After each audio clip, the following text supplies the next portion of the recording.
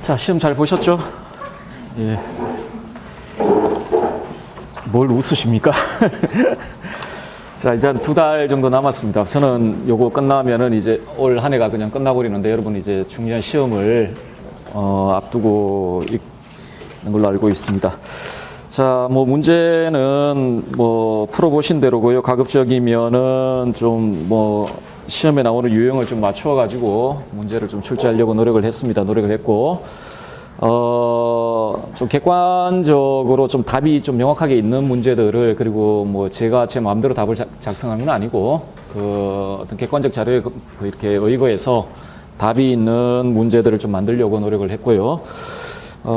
물론 뭐 출제 영역은 지금까지 뭐 기출되어 있는 영역도 있을 수 있고, 다음에 예전 시험기 때 교육과정평가원에서 그 출제 영역이라고 이야기했던 부분들, 다음 교육과정의 내용 요소들, 뭐 교과서들, 다음에 권위 있는 뭐 이제 저서들이나 원문들, 그런 걸 중심으로 해서 좀 객관성을 높이기 위해 노력을 했습니다. 노력을 했고, 뭐 그렇습니다. 자, 지금부터 좀 해설을 할 텐데요. 여러분들 뭐 시험을 보시고 점수가 안 나올 수도 있고 잘 나올 수도 있습니다. 뭐 특히나 제 수업을 계속 쭉 들으셨던 분은 아마도 그렇지 않으신 분보다 점수가 더 잘 나올 수도 있습니다. 왜냐하면 제가 수업한 그 이상으로 문제 낼 수 있는 건 아니니까. 그러니까 그 현재의 자기 성적에 대해서 너무 비관하지 마시라. 열심히 남아있는 그 기간 동안 복습을 하시고 그 정리를 잘 하시면 문제가 되지 않을 거라고 생각을 합니다. 생각을 하고요. 또 하나 매년 말씀드리는 겁니다. 매년 말씀드리는데, 저는 이 학원에서 강의를 하면서 모의고사 문제를 출제할 때 적중이라는 생각 가지고 해본 적이 없습니다. 지금까지. 그런 거 해본 적이 없어요. 해본 적이 없고, 모의고사, 특히나 이번 시험 제도가 예전에 객관식 시험기 때는 모의고사 8회로 모든 영역이 거의 대부분 커버가 됐습니다. 왜냐하면 그때는 선택지가 한 5개씩 이렇게 놓여 있기 때문에 그 선택지 안에 그 이론들을 전부 다 이렇게 집어넣을 수가 있어요. 심지어 나중에 가면은 정말 지엽적인 것까지 집어넣어야 됩니다. 까지 집어넣어서 선택지를 만들었기 때문에 그때는 모의고사 8회 출제 가지고, 물론 뭐 다는 아니겠지만 모든 영역에서 웬만한 이론들은 다 이렇게 다룰 수 있는 그런 시험이었는데, 지금은 문제가 20문제 조금 넘습니다. 조금 넘기 때문에 아무리 회차가 8회차가 된다 해도 시험 범위에 포섭될 수 있는 모든 이론을 모의고사로 다 다룰 수는 없어요. 다룰 수 없거든요. 하기 때문에 모의고사 문제를 보시고 여러분 복습하실 때는 관련 이론들을 같이 정리를 하셔야 됩니다. 그래야만 그 시험에 도움이 될 것이라고 생각을 하고 있습니다. 하고 있고요. 자, 그런 점을 좀 염두에 두시고 지금부터 좀 그 문제들을 살펴보도록 합시다. 먼저 기평 문제를 좀 보도록 할게요. 자, 다음은 어느 서양 도덕 심리학자의 주장입니다. 괄호에 공통으로 들어갈 용어를 쓰시오 라고 되어 있습니다. 아동에게 2개의 구별되는 도덕성이 있다.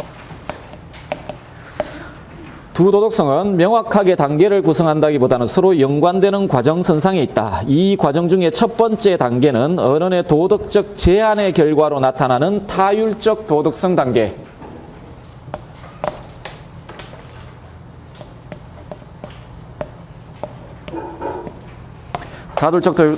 이 도덕성의 기본적인 특징은 아동에 대한 그 어른의 도덕적인 제한으로 나타난답니다. 자, 다음에 단계로서 결과적으로 괄호이다. 이 단계는 어른의 도덕적 제한에 대한 일방적 존중.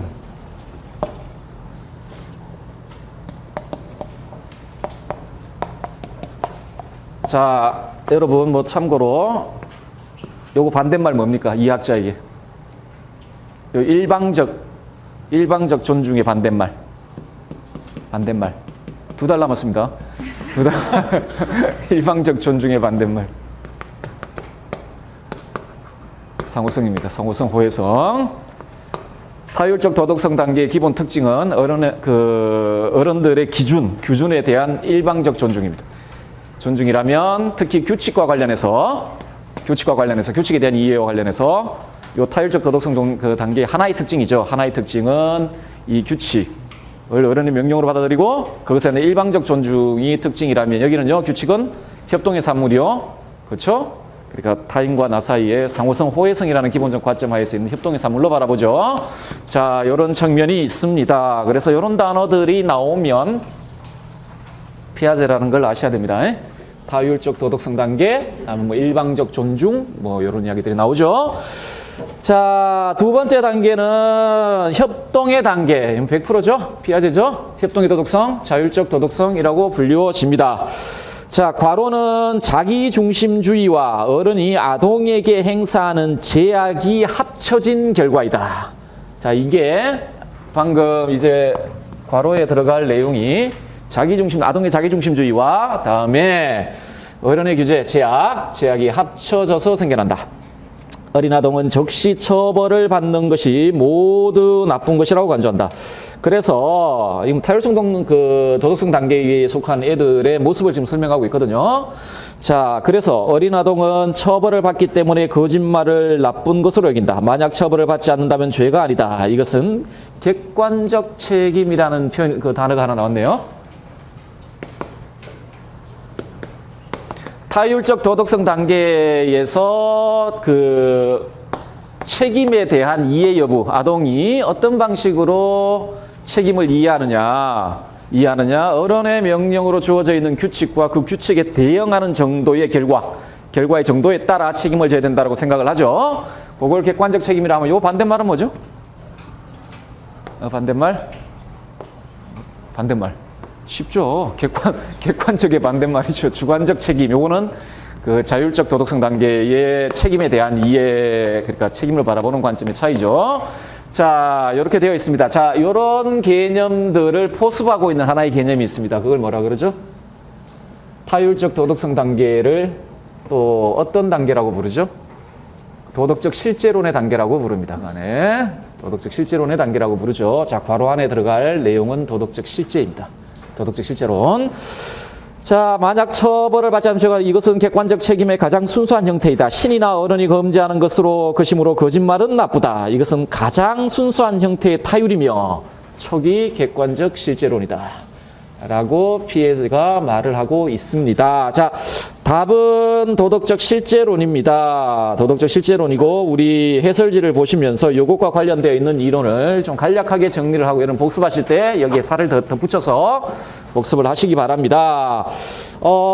피아제가 도덕성 발달 단계를 세 단계로 구분하죠. 전도덕 단계는 별로 의미가 없고 이제 소위 타율적 도덕성 단계 혹은 강제적 도덕성 단계, 요 단계의 아주 본질적 특징은 규칙 및 규칙 부여자인 성인에 대한 아주 일방적인 존중, 아주 타율적이고 일방적인 존중이 이 도덕성 단계의 본질이고 아까도 말씀드렸지만 요 도덕적 단계를 피아제가 도덕적 실제론의 단계라고 부르고 그 도덕적 실제론이라고 했을 때 그 안에 포섭되는 내용들이 있습니다.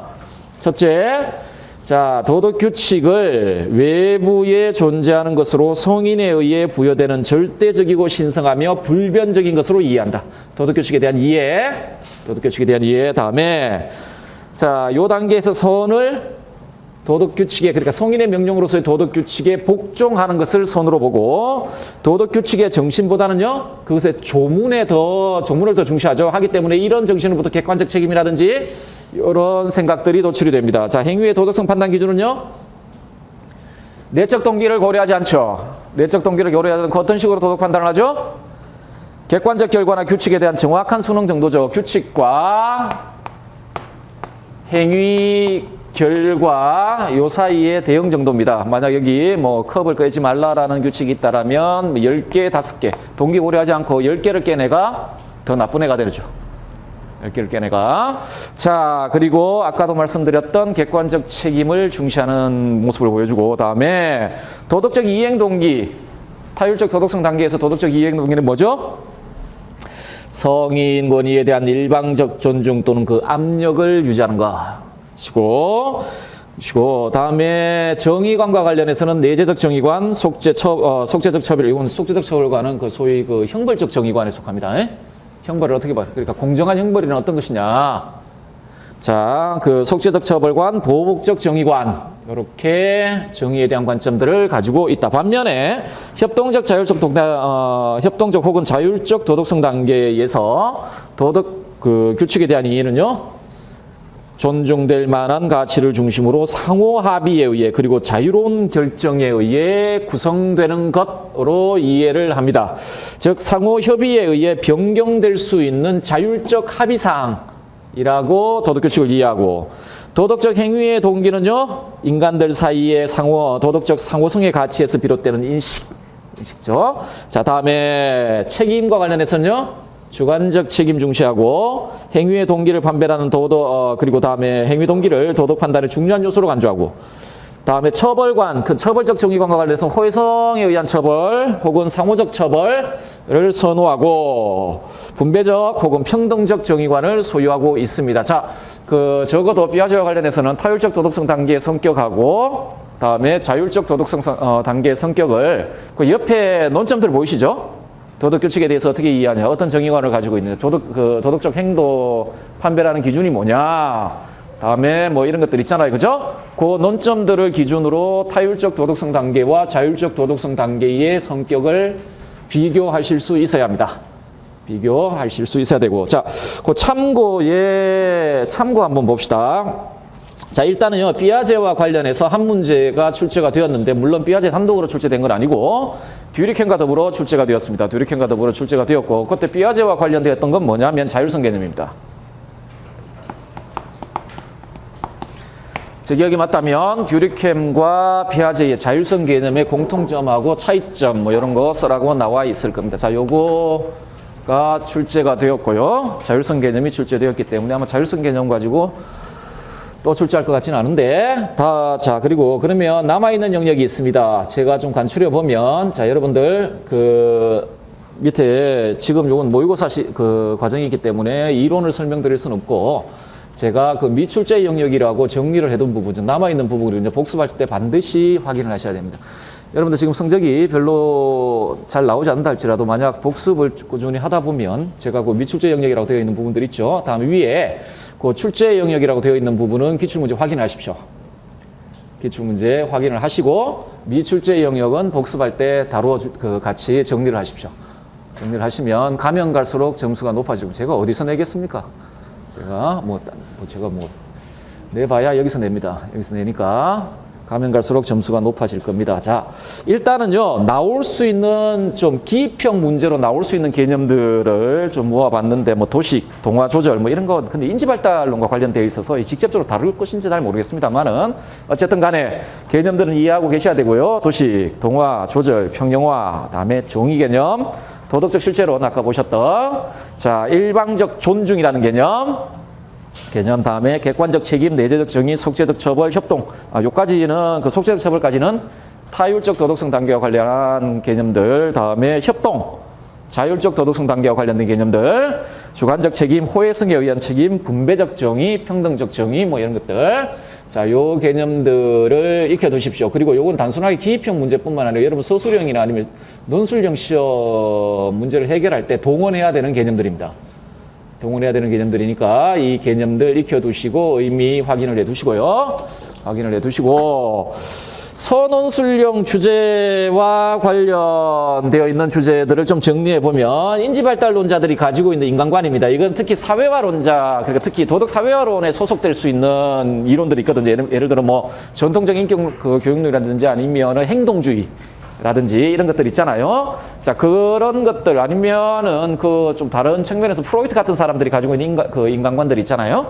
그런 인간관과 비교될 수 있는 관계는 굉장히 자율적이고 능동적인 인간관을 가지고 있는데, 자, 인지발달론자, 피아제든 컬버그든 인지발달론자들이 가지고 있는 인간관 확인해 두시고, 다음에 도덕성 발달 이론 있죠. 도덕성 발달 이론과 관련해서는 일단 도덕과 도덕성의 본질에 대한 관점, 다음에 도덕성 발달 단계의 특징, 아까 우리 배경 지식으로 봤던 그거 확인해 두시고, 도덕성 발달 요인 2가지가 있습니다. 이건 도덕 교육론과 관련이 되는데, 인지적 성숙 있죠. 인지적 성숙은 뭐와 관련되죠? 역할 채택 능력의 향상, 다음에 자기중심성의 저하와 관련되어 있습니다. 다음에 사회적 경험이 있는데, 이 사회적 경험은요, 또래 간 상호작용을 이야기를 하고, 좀 구체적인 도덕교육 방법과 관련해서 협동학습과 관련이 됩니다.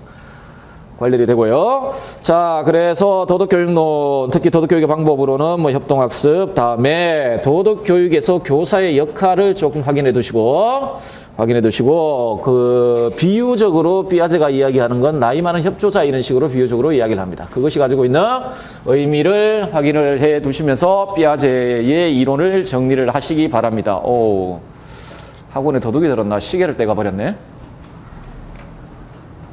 제가 한 3시간 계속 할 수 있습니다. 이러면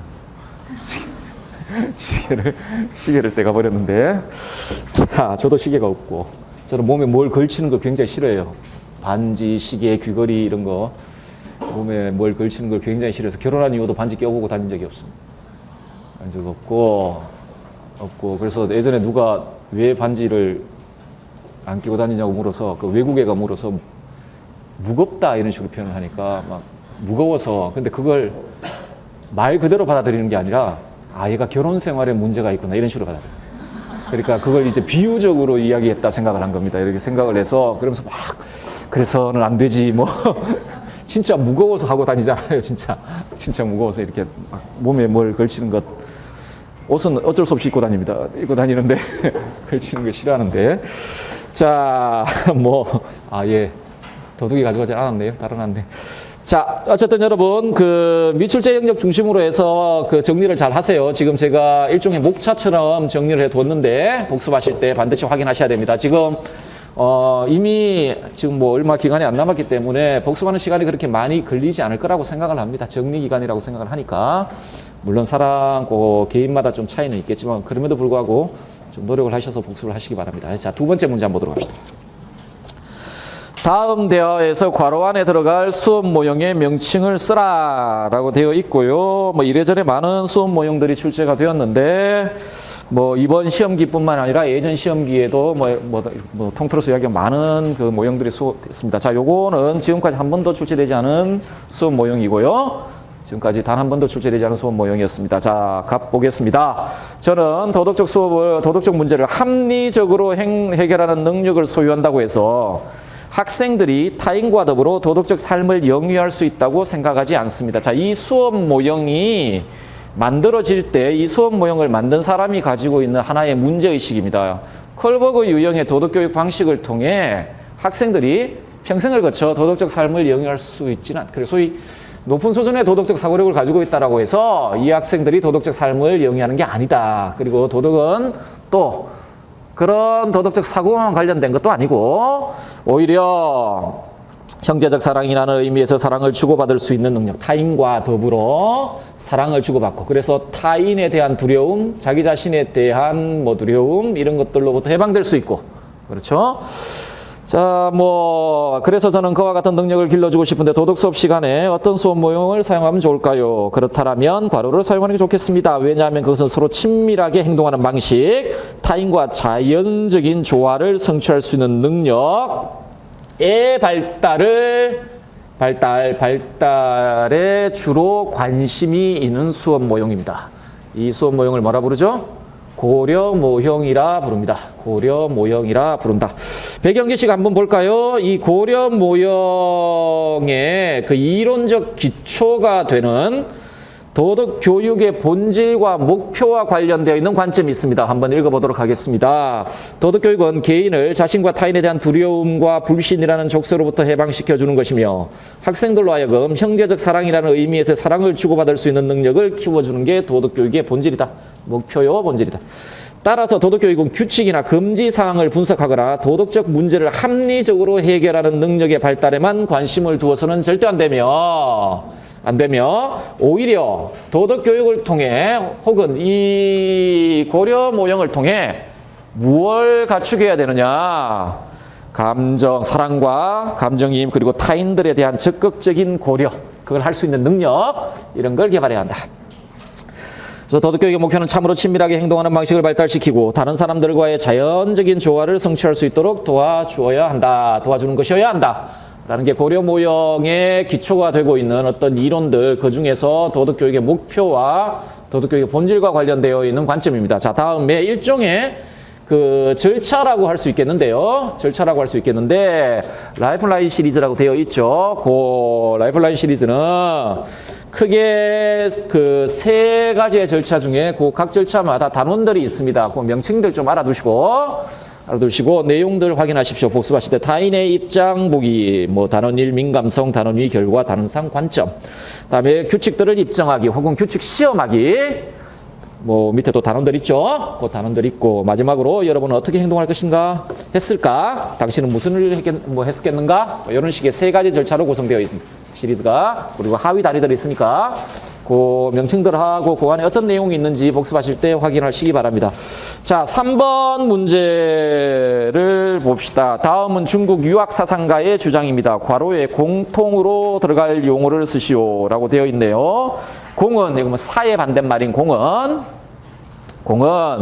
괄호를 체득하는 방법이고, 효제는 괄호의 작용이고, 서는 무슨 말 아시죠? 충수할 때 그 서는 괄호를 베푸는 것이다. 이 정도면은 알 수 있을 것 같은데요. 뭐죠?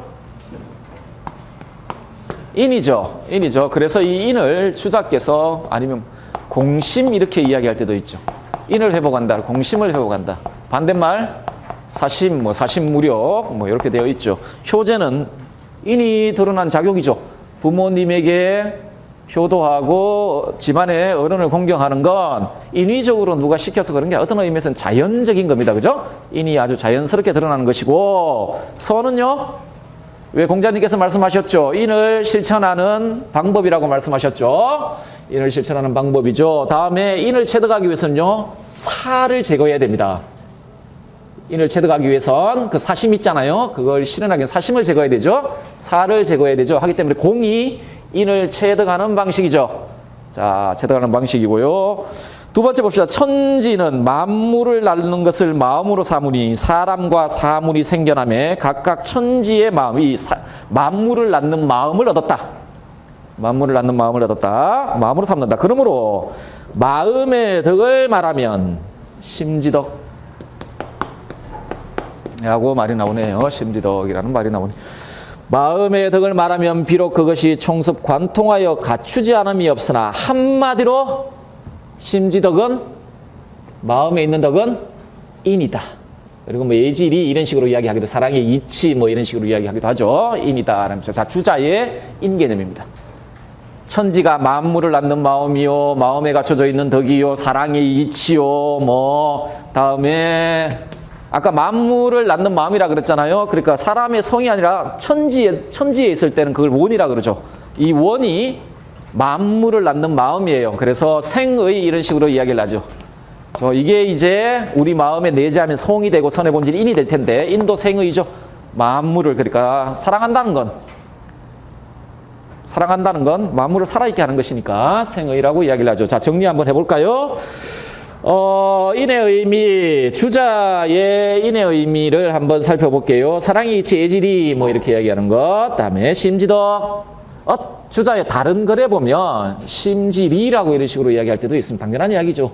우리 마음 안에 있는 성의 본질이 인이니까. 제가 저 다음에 선한 마음의 근원이요, 천지가 만물을 낳는 마음이요, 만물을 낳고 기르는 마음의 본바탕으로 생명에 대한 사랑, 생의요, 모든 하위덕을 포괄하는 최상의 덕이죠. 원이, 그러니까 그러니까 우주에서는 원이 원형이정을 보습한다라면 우리 사덕은 다 인이 유형에서 생겨나는 것이죠. 인이 있고, 인의 인이요, 인의 의요, 인의 의요, 인의 지요, 이런 식으로 되어 있죠. 자, 주희는 한 2번 정도 출제가 되었습니다.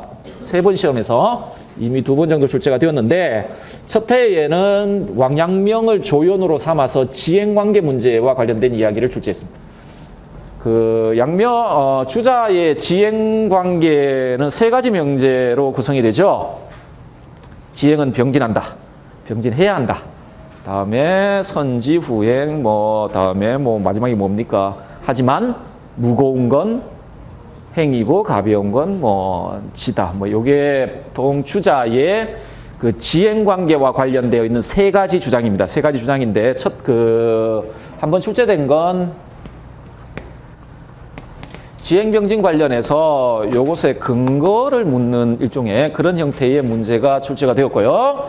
출제가 되었고, 자, 두 번째는 지금 경물치지라고 되어 있는데 그때 기입형 정답은 리였습니다.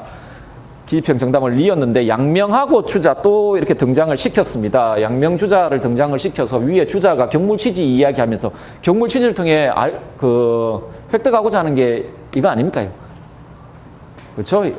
인데 그 아주 궁극적인 여기에 대한 아주 궁극적인 알을 달성하고자 하는 게 경물치지의 목표인데 그 밑에 그 양명이 일단 뭐 이런 주자 이런 이야기를 해놓고 나의 양명이 주자 말에 따라 이렇게 뭐 경물치지하다 쓰러진 이야기 그 이야기가 나와 있습니다. 그래서 뭐 공통으로 들어갈 걸 리 이렇게 썼는데 어쨌든 간에 제 신문에 나와 있는 건 경물치지에 대한 이야기들이 나와 있습니다. 경물치지에 대한 이야기가 나와 있고요. 자, 주자와 관련해서는 사실상 상당히 많은 영역이 남아 있습니다. 아직 뭐 시험 친 지가 얼마 안 됐기 때문에 뭐 시험제도 받고 3회밖에 뭐 시험은 안 받기 때문에 그럴 수도 있겠고, 일단은 여러분이 알아두셔야 될 개념들, 태극 당연히 알아두셔야 되고, 천리, 뭐 리, 이일분수 개념, 이일분수 개념 알아두셔야 되고, 다음에 성과 관련해서 성정리, 뭐 본연지성, 기질지성 아시죠? 뭐 당연한 이야기고, 다음에 정이 있죠? 정. 다음에 요 성정관계와 관련한 단서서를 좀 알아두셔야 되고, 다음에 당연히 마음, 그리고 요 마음을 논의하는 소위 심론이라고 이야기되는 이론 영역에서 등장하는 좀 주요 개념들 있죠. 인심, 도심, 인욕, 뭐 이런 거. 다음에 심통성정 개념. 심통성정 개념. 심통성정 개념과 연관되어 있는 게 중화 개념입니다. 중화 개념. 그리고 인설, 뭐 예지리, 심지덕, 뭐 이렇게 아까 보셨던. 다음에 수양론과 관련해서 전천리 거인욕, 일종의 수양의 목표, 그리고 수양의 방법적 원리가 되는 것이죠. 되고, 다음에 거경궁리 개념, 경물치지 개념, 성의 개념. 이 성의 개념 안에 실천적 방식으로 무작위와 신독 개념 이런 것들이 있습니다. 무작위와 신독 개념. 예전에 대학 원문 내놓고 신독 쓰는 문제가 한번 나온 적이 있고, 뭐 정심 뭐 이런 이야기들 중심으로 좀 알아두시고, 선원술령 주제가 될 만한 영역은 일단은 본처론과 관련해서 이기 이원론 의미 알아두시는데, 일단 이기의 성격하고 이기 관계, 이와 기의 관계, 다음에 이성기후하고 이기동정 문제 이 정도 알아두십시오. 알아두시고, 다음 아마 가장 중요할 거라고 생각을 하는데 본처론과 관련해서 이일분수설 의미를 알아두셔야 됩니다.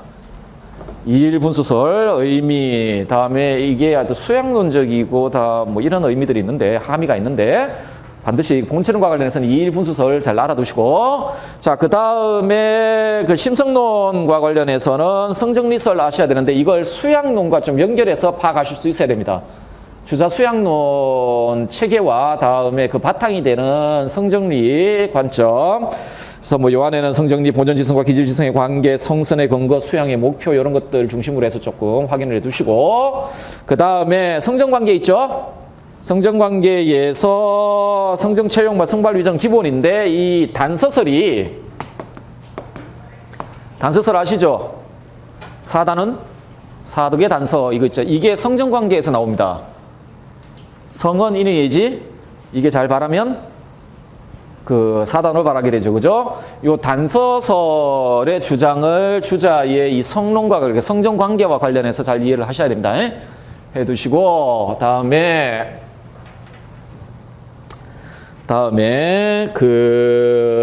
심론의 특징과 수양론의 함인데, 일단 본심의 원래 모습들, 흐령, 신령 뭐 이런, 다음에 마음은 기본적으로 지각이죠. 뭐 지각 이런 개념들 있죠. 요 개념들 확인하시고, 그 개념들이 확인이 되어야만 인심 도심에 대한 주자의 입장, 다음에 미발 이발설. 미발 이발설은 그 자체로 중요하기보다는 미발 이발설은 수양론과 아주 직접적으로 연관되어 있습니다. 수양론과 미발시 함양 뭐 이발시 성찰, 근데 왜 미발시 함양해야 되고 이발시 성찰해야 되는지 뭐 이런 것들 있잖아요. 경공부가 왜 필요한지 이런 것들. 다음에 미발, 이발과 직접적으로 관련된 개념 중 하나가 또 중화입니다. 미발이 가장 이상적 상태로 놓여 있는 게 중이고, 그 상태에서 이렇게 가장 이상적인 형태로 성이 발하게 되면 화를 이루게 됩니다. 절도에 맞게. 화가 되죠. 다음에 미발, 함양, 이발, 성찰의 공부가 무슨 공부인지 알아두시고, 그리고 심통성정설, 특히 심통성정 이야기할 땐 심겸성정의 의미보다는 심주성정에서 주의 의미를 파악하셔야 됩니다.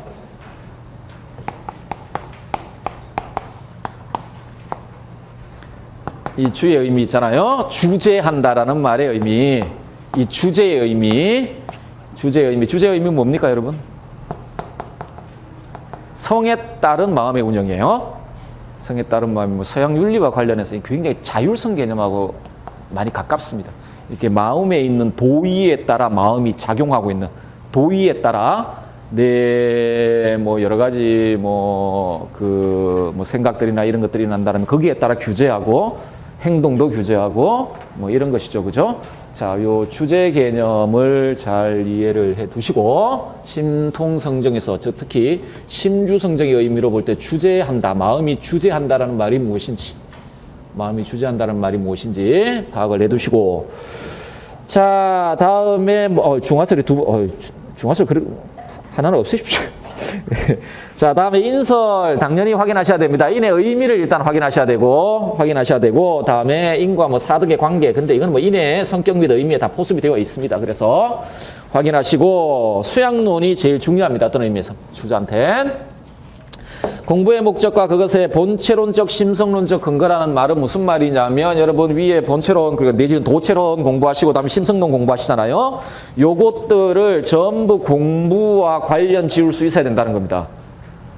보나마나 주자의 서술형 시험, 서술형이나 아니면 논술형 시험에서 특히 수양과 관련되어 있는 주제들이 언급이 될 텐데, 되면 이 수양과 관련되어 있는 언급이 만약에 주제가 언급이 된다라면 반드시 그것에 근거가 되는 심성론적인 논의들이나 본체론적인 논의들이 언급될 수밖에 없습니다. 밖에 없거든요. 하기 때문에 위에서 복습하면서 살펴봤던 본체론 다음에 심성론의 기본 입장들을 수양론과 잘 연결을 시켜야 됩니다.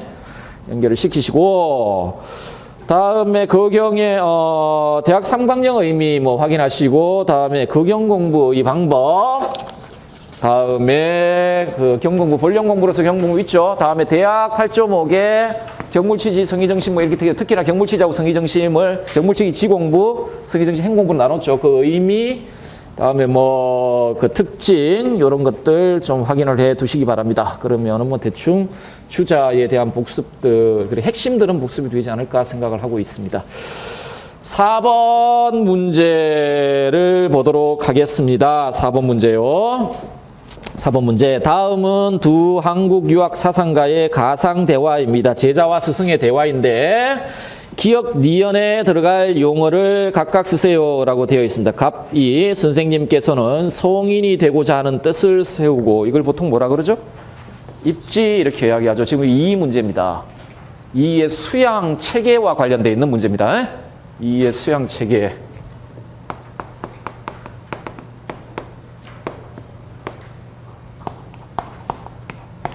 첫째, 수양의 출발점은 입지, 성인이 되고자 하는 뜻을 세우는 겁니다. 그러지 않으면, 이런 뜻을 세우지 않으면 성악 출발도 못하죠. 그렇겠죠? 자, 여러분, 그 다음에 뭐 해야 되죠? 세우고, 몸, 마음, 말을 거둬들인다라고 이야기를 하죠. 이건 뭐죠?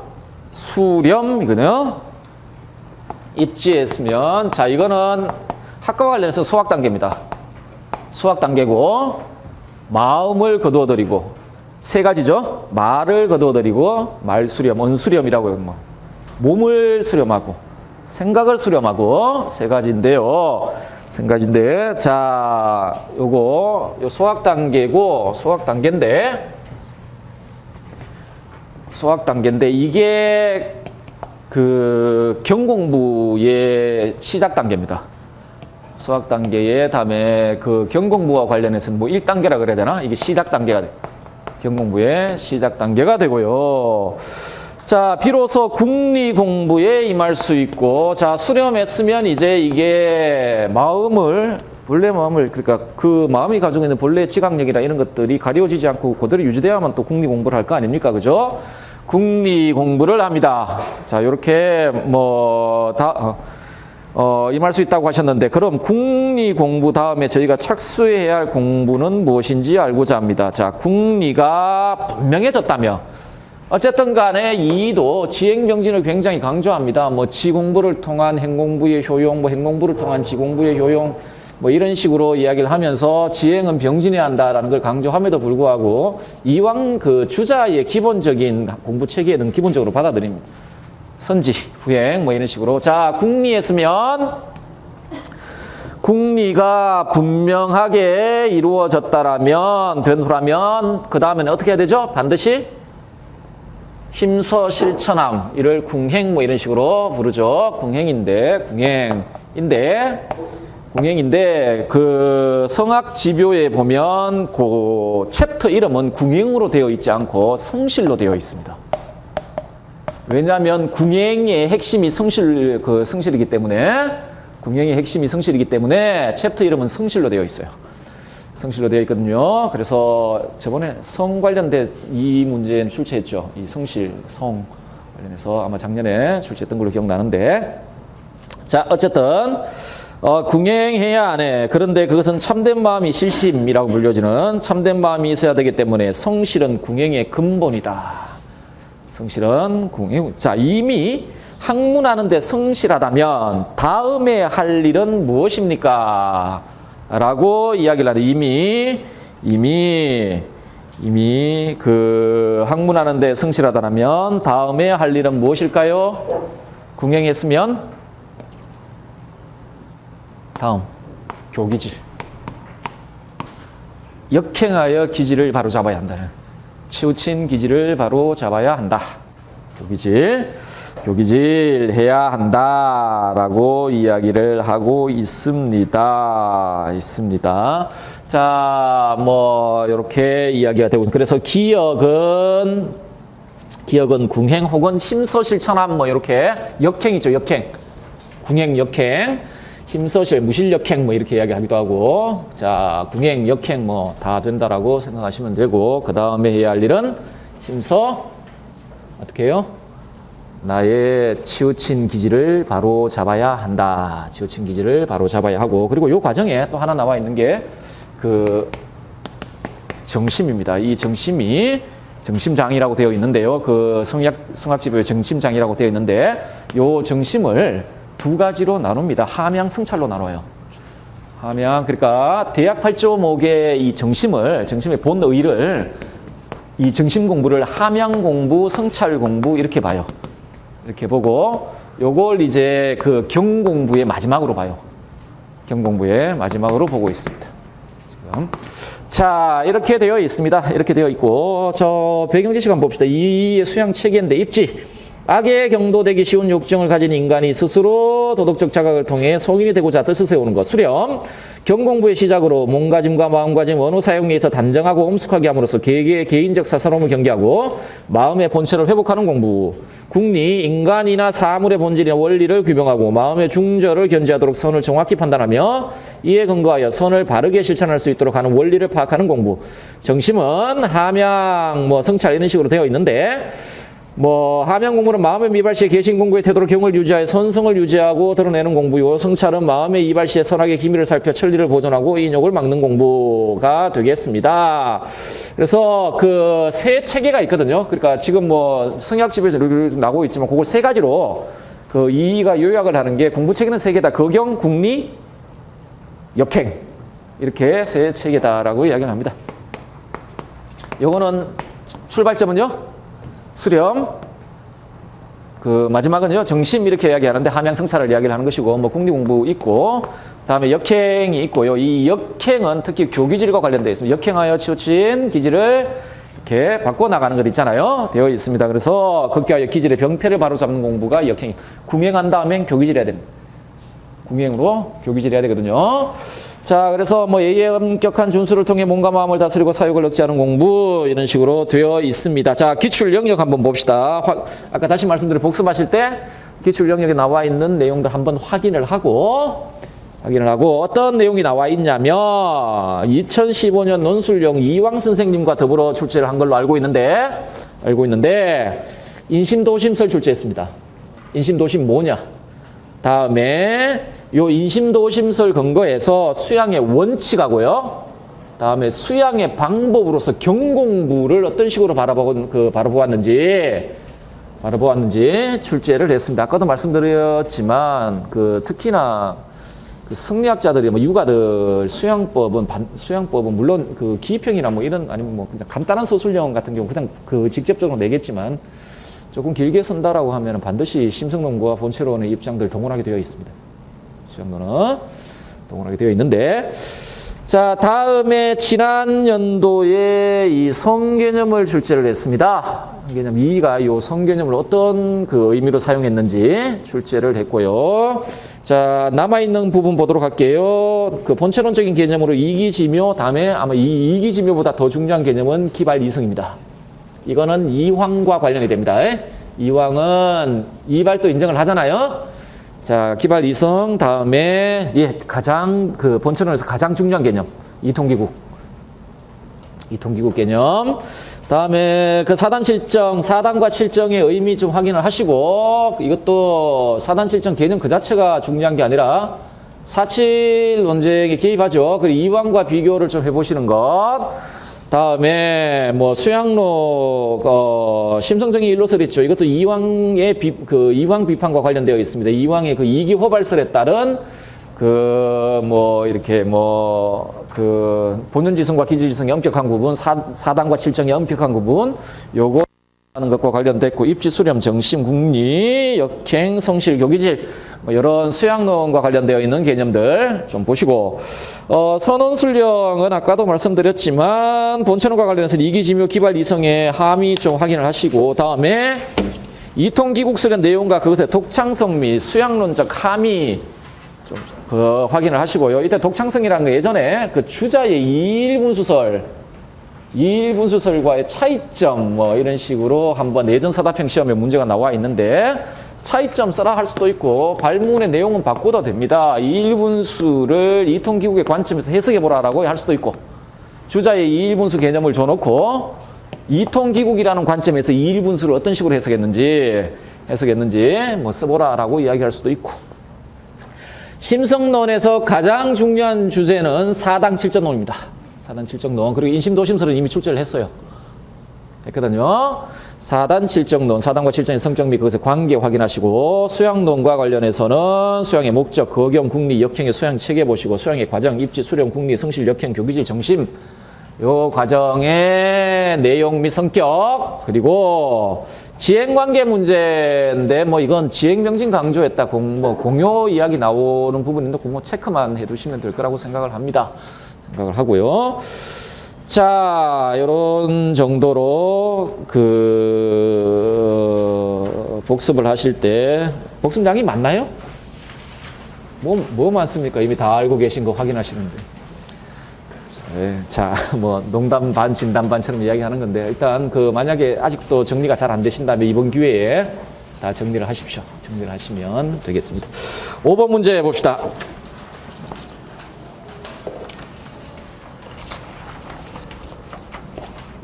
다음은 한국 불교 사상가의 글입니다. 괄호에 들어갈 용어를 쓰시오.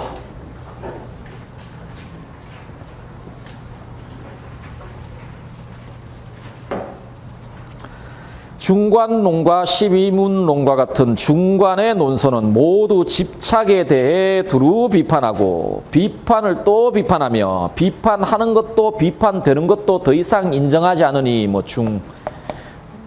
이런 말입니다. 원래 용수의 논리는 굉장한 논리입니다.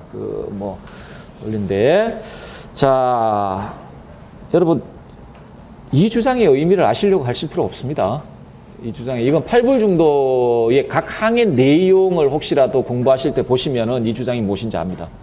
가는 것도 없고 오는 것도 없고 있잖아요. 지금 그걸 이야기를 하는 겁니다. 중을 이끌어낼 때 양극단 배제하면서 중을 이끌어낼 때 그 논리를 지금 이야기를 하는 겁니다. 지금 원효께서 지금 원효의 글이거든요.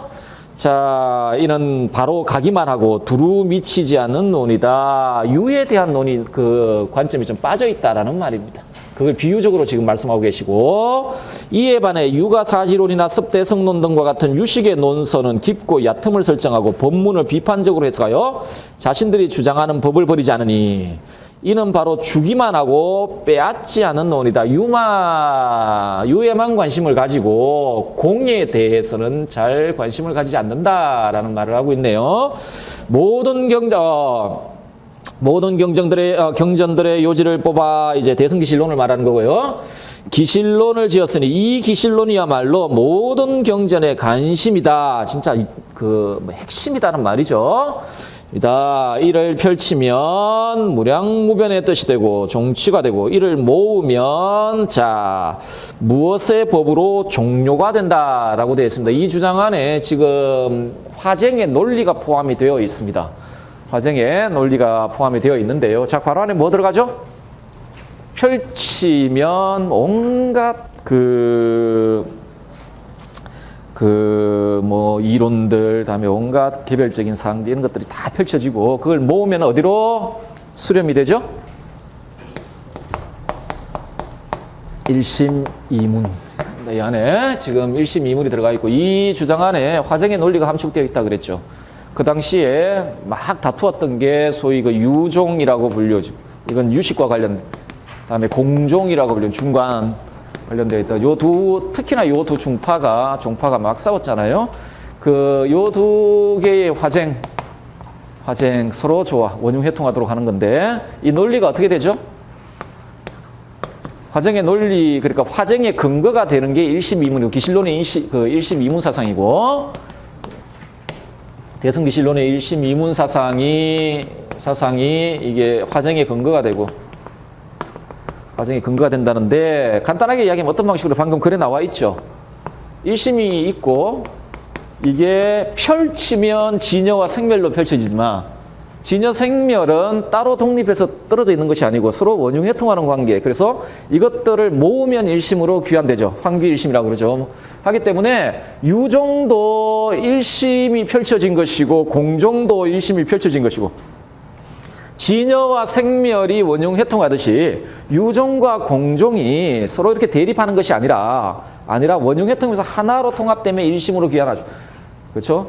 이런 논리를 지금 가지고 있습니다. 그 논리를 가지고 유종과 공종의 화쟁을 지금 주장을 하시는데, 원효가 그 이야기가 원효의 생각이 담겨 있는 게 이 문장입니다. 괄호 안에는 일심이문이 들어갑니다. 일심이문이 들어가고, 간단하게 정리 한번 합시다. 일심이문 사상. 이거는 화쟁과 관련되어 있어 굉장히 중요한 사상인데, 일심의 의미, 만물의 본체로서 모든 형상의 근원처이며 중생들이 돌아갈 본래의 자리요. 염과 정, 소위 진여와 생멸 이런 거. 과정, 각과 불각, 이와 사. 각은 어디 쪽이에요? 중생은 이미 각이죠. 그러니까 진여의 관점에서 보면 이미 각이에요. 본각이에요. 그런데 생멸에서 보면 아직 여전히 불각 상태에 빠져 있죠. 다음에 통상과 별상, 다음에 진여와 생멸을 동시에 포함하는 이런 상의 진여 본체요. 세간과 출생 안에 모든 존재를 포괄하는 무차별의 절대이자 일체의 차별성을 포괄하는 절대. 다음에 그 자체 해입니다. 참으로 아는 거예요. 그 자체 지혜예요. 그 자체 해가 되죠. 심진여문이란 일심의 이문 중에, 진여문이란 일심의 생멸이 없는 본래의 적정성은 모든 차별성과 경계가 무너진 진여 그 자체의 본연 자리인 정멸한 본각성이라면, 그러니까 만약에 이 일심을 체형 관계로 이야기하자면 체가 되는 게 진여입니다. 진여가 되는 것이죠. 그 진여의 성격은요, 일체의 망념이 없죠. 고요하고 적정한 본각성. 자, 화음에서 이야기하는 이사 가지고 이야기를 하자면요, 기본적으로 이가 이렇게 이법계의 세계가 되는 것이죠. 이법계가 되는 것이죠. 자, 다음에 심생멸무는 변화하고 분별하는 마음의 모습이죠. 여러 생각들, 다음에 차별심들, 망념들이 막 일어나는 그 자리, 그렇죠? 무명에 의해 번뇌망상이 일어나 본각의 정멸성을 잃고 온갖 생멸의 분별의식이 요동하는 심의 상태인데, 원래 열애의 성품이 그 안에 내재해 있어요. 그 체형은 분리될 수 없듯이 진여와 원흉상통하고 있기 때문에 이미 생멸 안에는 열애의 성품이 이렇게 들어와 있죠. 파도 안에 그러니까 바다에 물이 들어와 있듯이. 자, 적절한 수양을 통해 언제든지 열의 광명을 들어서 낼수. 그래서 생멸 쪽에서 수양을 통해 깨달음을 얻는 걸 그 진여의 본각성과 구분해서 시각 이런 식으로 부릅니다. 자, 원래 진여는 그 자체로 깨달은 것, 이거는 그 자체로 각이에요. 그래서 요 관련해서 보통 본각, 본래 그냥 깨달아 있는 상태예요. 그래서 그냥 일체 중생은 본래 깨달은 자예요. 그런데 여러 가지 이유 때문에 그런데 생멸은 막 여러 가지 망념이 일어나고 하면은 본래 깨달음을 잃어버리잖아요. 그런데 요 영역에서 수양을 하게 되면 깨달음을 얻게 된단 말이에요. 그 열의 성품이 들어와 있잖아요, 그죠? 그렇기 때문에 그때 깨달음 보통 시각 이런 식으로 부릅니다. 시각 부르고. 자, 1심 이문 사상에 근거한 불교 재종파의 원흉 회통의 논리를 간단하게 요약해 보자면 이런 식으로 요약이 가능합니다. 심생멸물과 심진여문은 원흉 회통함으로써 심생멸물에서 심진여문으로 또 심진여문에서 심생멸문으로 아무 걸림없이 회통하여 1심을 이룬다. 화엄에서 2와 4가 걸림없이 회통하잖아요. 그와 마찬가지로 그리고 4와 4도 회통하고. 자, 이는 현실 세계의 모든 차별과 대립을 극복하는 길을 보여주는데 이에 의하면 만 가지로 대립하는 모든 모습은 두 문이 원흉 회통하는 방식으로 각각이 독자성을 잃지 않으면서 조화될 수 있다. 하나의 다른 것이 통합되거나 종속되는 방식이 아니기 때문에 거기에는 어떠한 갈등도 있을 수 없다. 일체 모든 불교 이론은 이러한 일심을 바탕으로 삼고 있고 이런 점에서 다양한 불교 종파의 이론은 일심의 진리를 각기 다른 시각에서 보기 때문에 생겨나는 즉 모든 경로는 일심이 펼쳐진 것이므로 그것들은 대립하는 것이 아니라 일심으로 도로가 서로 조화를 이루어 진리 전체를 이룬다. 이처럼 일심에 근거한 화정의 구체적인 모습이 바로 원흉회통이고 요컨대 일심의 차원에서 화정이 가능하기에 불교의 재종파들은 원만하여 막힘이 없고 원흉 일심의 차원에서 대립하는 갈등이 해소되어 하나로 만날 수 있다. 회통. 자, 원흉회통의 의미입니다. 원흉회통의 의미거든요. 자, 요게 의미입니다. 요 내용은 숙지를 하십시오.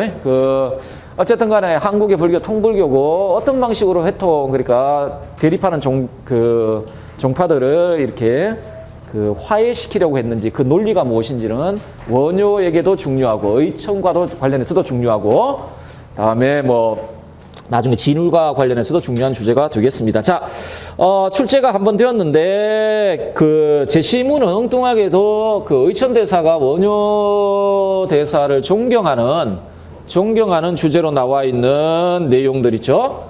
그 내용을 출제를 했고요. 그런 다음에 지금 해동보살 이분 누구냐, 그리고 이분의 사상이 뭐냐, 이런 식의 문제, 그러니까 솔직히 좀 좋지 않은 문제를 출제를 했습니다. 그래서 어쨌든 간에 그래서 이건 사실상 원효의 이론들을 좀 구체적으로 물은 문제가 아닙니다.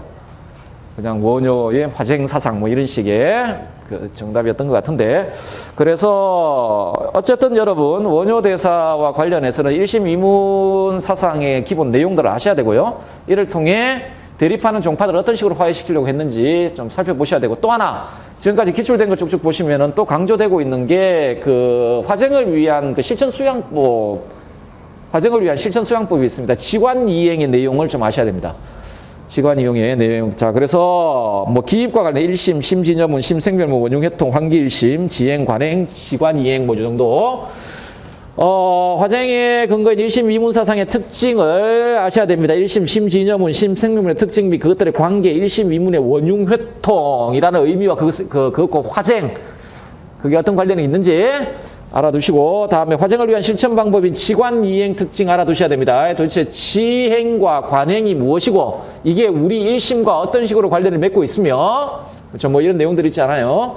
자, 그래서 일심 이문과 지관 수행의 관계를 복습하실 때 확인을 해 두셔야 한다. 벌써 머리에 다 떠오르시죠? 제가 이렇게 말씀드린 내용들이. 자, 어쨌든 간에 복습하실 때 확인을 해 두십시오. 조금 쉬었다 보도록 합시다.